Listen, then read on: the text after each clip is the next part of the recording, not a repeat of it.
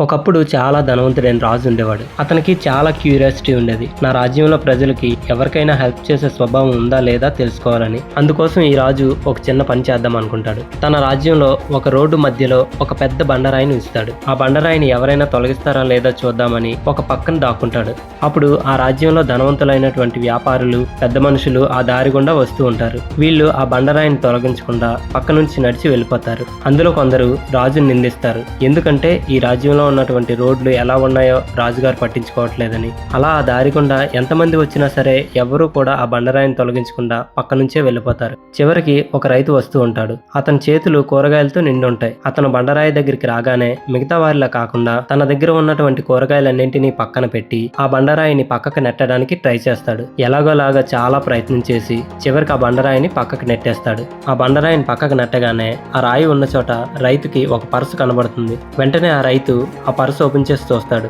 అందులో బంగారు నాణేలు, ఒక చిన్న నోట్ రాసిన ఒక పేపర్ ఉంటుంది. ఆ పేపర్ లో ఏం రాసి ఉంటుందంటే ఈ బండరాయిని పక్కకు తొలగించినందుకు బహుమతిగా ఈ బంగారు నాణేలు ఇవ్వబడును అని. ఈ కథలో మనం నేర్చుకోవాల్సిన నీతి ఏంటంటే ఎవరైతే నిస్వార్థంగా నలుగురికి ఉపయోగపడుతుందనే పని చేస్తున్నారో వాళ్ళకెప్పుడూ కూడా దానికి మించిన ప్రతిఫలం అనేది వాళ్ళకి దక్కుతుంది.